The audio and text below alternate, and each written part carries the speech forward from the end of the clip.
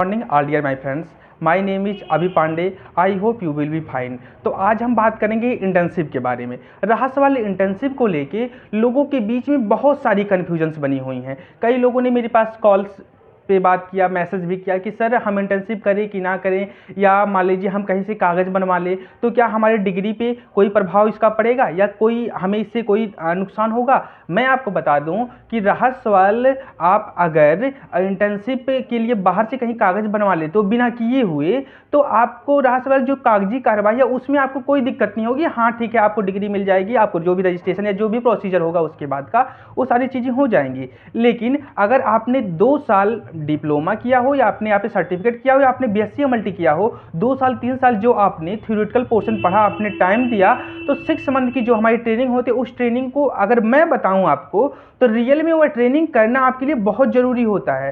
क्योंकि जो आपने 2 साल 3 साल में जो पढ़ा, थ्योरेटिकल नॉलेज जो आपने लिया, वह सारी चीज़ें आप लैब में खुद करके देखोगे। सबसे बड़ी बात, दूसरी सबसे बड़ी बात है, कम से कम जब आप लैब में या किसी हॉस्पिटल में आप जब करोगे तो कम से कम आपको लोगों को डील करने का, पेशेंट से कैसे बात करते हैं, कैसे सैंपल्स आते हैं, कौन कौन सी मशीन होती हैं। जैसे सपोज दैट आपने कॉलेज में सीबीसी लगाया, ठीक है, सीबीसी लगाना आपने सीख लिया, एचबी लगाना सीख गया आपने कॉलेज में, या मान लीजिए आपने, मैं आपको छोटा सा उदाहरण बताता हूँ, आपने ब्लड बैंक में पढ़ा होगा क्रॉस मैच, आपने क्रॉस मैच देख लिया, उसके बाद में क्रॉस मैच आपने देखा, थ्योरेटिकल में पढ़ा कि कैसे करते हैं, पेशेंट का डोनर का सैंपल लेते हैं, सीरम लेते हैं, ये भी जो भी सारी चीज़ थ्योरी में आपने पढ़ा, ठीक है, पढ़ लिया, आपने रट लिया, कोई दिक्कत नहीं। लेकिन जब आप लैब में आओगे, जब खुद करोगे, तो आपको समझ में आएगा अच्छा क्रॉस मैच ऐसे होता है। आपको मैं बता दूं, क्रॉस मैच के लिए कई सारी मशीनें होती, जो मशीनों में आप लगाओगे रिजल्ट, देन आपको रिजल्ट मिल जाएगा। कई सारी चीज़ें होती है क्रॉस मैच के लिए कई सारी प्रोसीजर है जो आप पढ़े हो, उस चीज़ को जब आप खुद करोगे क्रॉस मैच में या दल्स आप कुम्स कार्ड में, उस चीज़ को जब आप खुद करके देखोगे कैसे क्या सारी चीज़ें हैं, तो आपको सारी चीज़ समझ में आ जाएंगी। आपने डीसीटी आईसीटी को पढ़ा होगा, वह सारी चीज़ें जब आप करोगे, ब्लड ग्रुपिंग हो गया, एलएफटी केएफटी, बायोकेमिस्ट्री के कई सारे टेस्ट हैं, माइक्रोबायोलॉजी के कई सारे टेस्ट हैं, उस चीज़ को जब आप खुद करोगे तो आपको सारी चीज़ समझ में आएगी, ठीक है। क्योंकि आप जब खुद करके देखोगे तो आपको रटने की जरूरत नहीं पड़ेगी, आपको पढ़ने की जरूरत नहीं पड़ेगी, आप उस चीज़ को खुद करके जब देख लोगे तो आपके लिए वे सारी चीज़ें आसान हो जाएंगी, आसान लगेंगी सारी चीज़ें, पहली बात। उसके बाद में देन आपको इंटरव्यू, मान लीजिए आपने कहीं गए किसी चीज़ के लिए, तो इंटरव्यू में भी आपके लिए ठीक होगा। तो जहाँ तक मेरा मानना है कि आप वो सारी चीज़ें करें, इंटर्नशिप करें।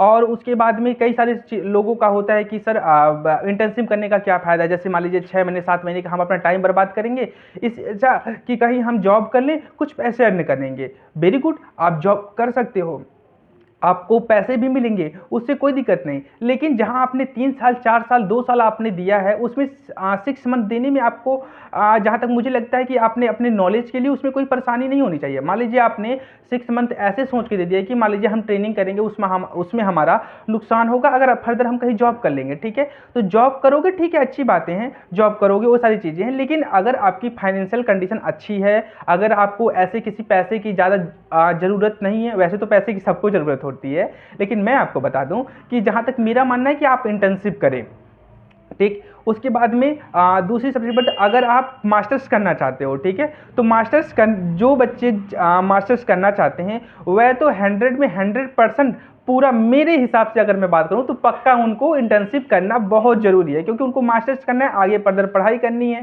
ठीक है। तो जो भी आप एमएससी एमएलटी करोगे या एमएससी मेडिकल करोगे या मान लीजिए एमएससी फॉरेंसिक साइंस, जो भी आप जैसे भी सारी चीज़ें करते हो, ठीक है, वह आपके लिए होगा। क्योंकि अगर आप मास्टर्स करते हो देन कभी ना कभी फ्यूचर में आपको मे बी आप टीचिंग लाइन में जाओ तो आपके लिए सारी चीज़ें बेनिफिट रहेंगे, ठीक है।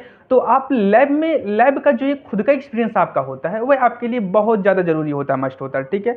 अब कई लोगों का क्वेश्चन यह रहता है कि सर हम इंटर्नशिप कहाँ से करें, ठीक है। यह क्वेश्चन लोगों का होता है। मैं अपनी खुद की अगर बात बता दूं, अभी मैं इतने दिनों के बाद मैं वीडियो बना रहा हूं, शायद 4-5 महीने से ऊपर हो गए हैं। आपको शायद पता होगा, मैंने अभी गोरखपुर से दिल्ली अभी सफ़र किया है, तो इस बीच में मुझे थोड़ा टाइमिंग लग गया, जिसकी वजह से मैंने इधर बीच में वीडियो नहीं बना पा रहा था, ठीक है। तो गोरखपुर से मैंने दिल्ली आया इंटर्नशिप के लिए। अभी मैं जस्ट यहाँ पे लोकनायक जयप्रकाश हॉस्पिटल जो कि दिल्ली गेट पे है, वहाँ पे मैं अभी इंटर्नशिप कर रहा हूँ, ठीक है। तो वहाँ से यहाँ पे आए इंटर्नशिप के लिए। दर मे बी दैट आगे फर्दर स्टडी करना होगा तो उसके लिए देखा जाएगा। लेकिन जहाँ तक मेरा मानना है कि अगर मे बी दैट मैं एमएससी करूँ तो अगर आया हूँ तो यहीं से एमएससी भी करूँगा और भी सारी चीज़ें होंगी, ठीक है। तो और भी जो लोग हैं, जो लोग पूछते हैं, अभी हाल ही में एक लोग का मेरे पास कॉल आया था। उन्होंने पूछा कि सर अगर मैं इंटर्नशिप अगर मैं गोरखपुर से करूँ तो कोई दिक्कत नहीं है। अगर आप गोरखपुर से भी करते हो तो कोई दिक्कत नहीं होती, ठीक है। लेकिन रहा सवाल अगर गोरखपुर में जो इंटर्नशिप करने का है तो गोरखपुर में भी ज़्यादा हॉस्पिटल इंटर्नशिप अभी उतना करवाते नहीं हैं, ठीक है। और रहा सवाल जैसे आपका बीआरडी हो गया या मान लीजिए सदर का हॉस्पिटल हो गया या सिटी हॉस्पिटल हो गया, चुनिंदा हॉस्पिटल आप पे मैं से आपको गिन के बता देता हूँ कि कौन कौन हॉस्पिटल आपको करवाएंगे, ठीक है। गोरखपुर में हो गया। और रहा सवाल आपने गोरखपुर में फर्दर स्टडीज किया है, ठीक है, आपने गोरखपुर में पढ़ा है, ठीक है, और गोरखपुर में आपने पढ़ा है, वहाँ पे इंटर्नशिप करते हो, ठीक है। लेकिन जहाँ तक आप प्रयास करो ना कि थोड़ा आप आउट बाहर जाके देखो इंटर्नशिप करने के लिए कि क्या सारी चीज़ें, क्योंकि अगर आप बाहर जाके इंटर्नशिप करते हो तो आपके लिए कई सारी चीज़ें नई रहती हैं, नई नई चीज़ें रहेंगी, आपको नए नए चीज़ सीखने को मिलेगा। और कैसे क्या सारी चीज़ें आप उस एटमॉस्फेयर में ढलोगे, अपने आप को डालोगे, कैसे क्या सारी चीज़ें क्या नहीं है। उसके बाद में सपोज दैट गोरखपुर में भी कुछ ही हॉस्पिटल्स आपको इंटर्नशिप करवाते हैं। और रहा सवाल लखनऊ का, तो लखनऊ में जो इंटर्नशिप आपको करवाता है वह इंटर्नशिप के लिए जैसे जो हम लोग को इंटर्नशिप के लिए देता है डॉक्टर राम मनोहर लोहिया इंस्टीट्यूट जो है, वह सिर्फ और सिर्फ स्टेट मेडिकल फैकल्टी वालों को ही, जहाँ तक मेरा अनुमान है, जहाँ तक मुझे पता है कि वह सिर्फ और सिर्फ स्टेट मेडिकल फैकल्टी से जो रजिस्टर्ड है उसी बस का वह इंटर्नशिप करवाता है। और जहाँ तक जो डॉक्टर राम मनोहर लोहिया करवाता है, उसके बाद सहारा था, जो कि सहारा शायद अभी तक तो करवाता था, लेकिन जहाँ तक मेरे सुनने में आया है कि वह कि बाल मैक्स कोई कंपनी जो उसको ले लिया है, तो शायद मे बी दैट आगे नेक्स्ट ईयर से वह शायद सहारा अब मे बी इंटर्नशिप ना करवाए, जहाँ तक मुझे पता है। लेकिन अगर करवाए तो अच्छी बात है, क्योंकि जो वेल मैक्स है वह एक प्राइवेट कंपनी है, तो शायद जहाँ तक लगता है मुझे कि शायद मे बी दैट सहारा में ना हो। और जो केजीएमयू है, केजीएमयू भी आपको इंटर्नशिप करवाता है। और उसके बाद में स्वामी विवेकानंद करके हॉस्पिटल है आपका लखनऊ में, वह भी इंटर्नशिप करवाता है। जो कि लखनऊ वाले में जो भी एरिया में था, जितना जो चीज़ अब एक कोई उसके बाद में एक कोई चंदन करके है, वो भी आपका वो करवाता है इंटर्नशिप, जो कि लखनऊ में हमारी सारी चीज़ें होती हैं। ये सब चीज़ें जो लखनऊ में मतलब कई लोग मेरे जानने वाले कई लोग अभी इंटर्नशिप वहाँ से कर रहे हैं, लखनऊ और भी कई जगहों से, ठीक है। लेकिन जो लखनऊ और सारी चीज़ों में जो इंटर्नशिप वहाँ पे करते हैं, ऐसा नहीं कि वहाँ पे नहीं, वहाँ पर भी बहुत कुछ सीखने को मिलता है। जैसे दरअसल जो आपका डॉक्टर राम मनोहर लोहिया इंस्टीट्यूट हो गया, वह कि गवर्नमेंटेड इंस्टीट्यूट है, ठीक है। लेकिन आप पे एक ध्येय ये बना लेना, आप एक मन में रहे कि जहाँ तक प्रयास ये करना कि इंटर्नशिप आप किसी न किसी गवर्नमेंटेड हॉस्पिटल से ही करो। क्योंकि अगर गवर्नमेंटेड हॉस्पिटल में करते हो, अभी मेरे खुद के दोस्त कई लोग अभी प्राइवेट हॉस्पिटल में कर रहे हैं, तो प्राइवेट हॉस्पिटल का फंडा ये होता है कि दरअसल वे आपको करने नहीं देंगे। पहली बात, वह आपको कोई किसी भी इंस्ट्रूमेंट को हाथ नहीं लगाने देते। आपको सिर्फ ट्रेनिंग पीरियड में वह खुद आपको जो भी सारी चीज़ें होती हैं टेस्ट तो करने नहीं देंगे। बहुत कम टेस्ट करने का चांस होता है, वहाँ पे आपको उतना करने नहीं दिया जाता है। आपको खड़े होकर बोलेंगे कि आप उस चीज़ को एनालिसिस करो, खड़े होकर देखो, ठीक है। तो भाई मेरा मानना है कि अगर आप इंटर्नशिप कर रहे हो तो प्राइवेट में नहीं करूँ कि खराब होता है, प्राइवेट में आप करो ठीक है, लेकिन वहाँ पे उतना आपको हाथ साफ करने के लिए नहीं मिलेगा, जो कि मेरी लैंग्वेज में अगर कहें कि वहाँ पे आपको हाथ साफ करने का मौका उतनी अच्छे से नहीं मिलेगा। और रहा सवाल और जो गवर्नमेंटेड में, तो गवर्नमेंटेड हॉस्पिटलों में आप आराम से अपना हाथ जितना मन करे उतना साफ कर सकते हो, कोई दिक्कत नहीं है, अच्छे से साफ करोगे, ठीक है। तो वहाँ पे सारी चीज़ें आपके लिए हो सकती हैं। उसके बाद में अगर आप लखनऊ से बाहर दिल्ली आते हो, तो दिल्ली जैसे कि जो है दिल्ली में मैंने जब यहाँ पे आया तो कई सारी चीज़ें हुई। जैसे दिल्ली में सबका एक फंडा था, कई सारे हॉस्पिटल जो थे वह साफ ये कहते थे कि आउट ऑफ दिल्ली के बच्चों को हम नहीं लेते हैं। कई सारे हॉस्पिटल ने यह रिप्लाई दिया कि मैं आउट ऑफ दिल्ली के बच्चों को नहीं लेता हूँ।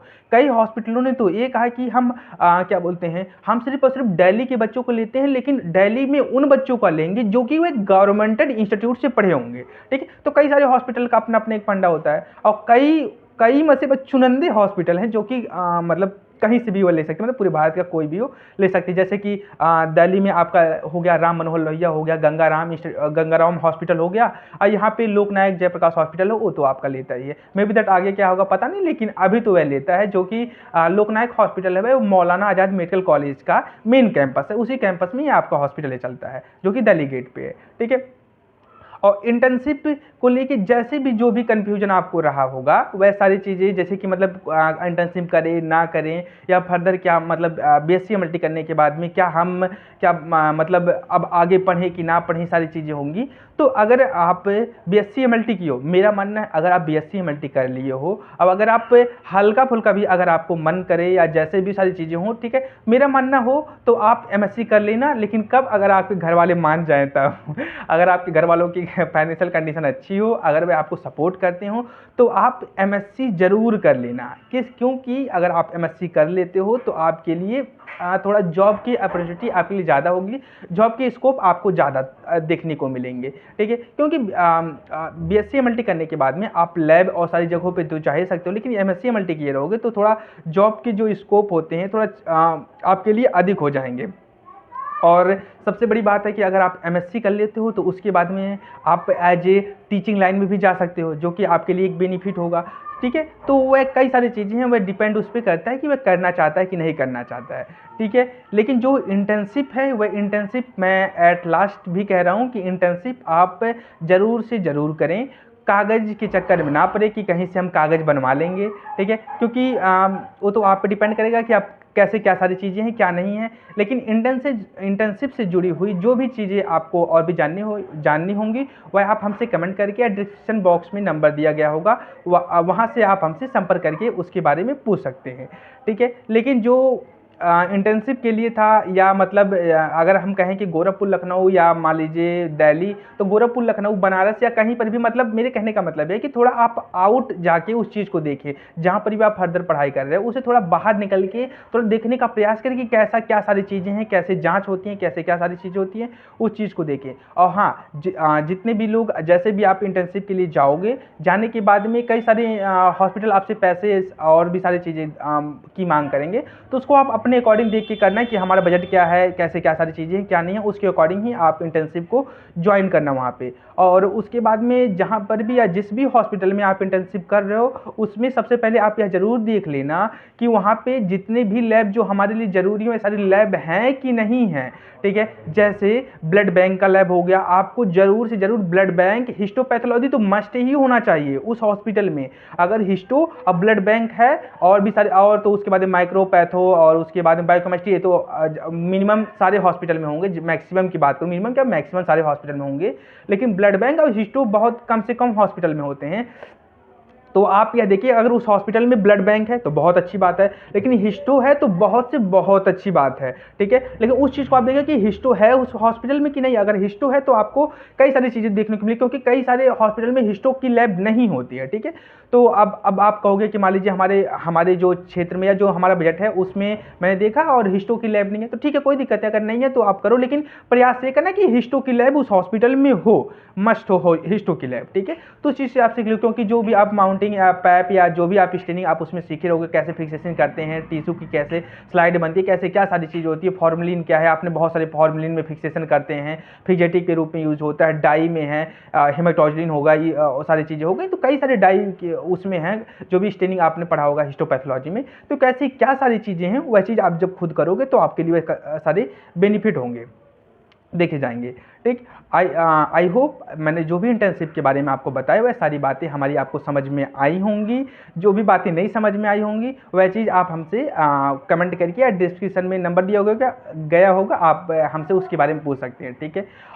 वैसे तो आपको पता है, लेकिन फिर भी मैं आपको बता दूं, 22 जनवरी की जो तिथि है उसको आप ना भूलिएगा, क्योंकि 500 वर्षों के बाद यह तिथि हमें मिली है। आप सोचिए 500 वर्षों का टाइम कितना लंबा होता है, 500 वर्षों में कितनी पीढ़ियां आईं और कितनी पीढ़ियां चली गईं, और उन पीढ़ियों में हमारी आपकी पीढ़ी कितनी सौभाग्यशाली है कि जो प्रभु श्री राम के भव्य मंदिर को अपनी आंखों से बनता हुआ हम सभी लोग देख रहे हैं।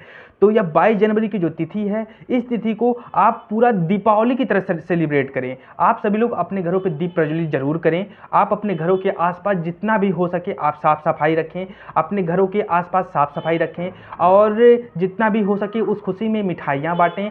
आप पूरा का पूरा माहौल राममय कर दें, और जहाँ तक हो सके जितने भी हो सके आप उस दिन खुशियाँ ही मनाएं और लोगों की मदद करें, क्योंकि जो 22 जनवरी की जो तिथि है वह हमारे लिए बहुत ही सौभाग्यशाली है।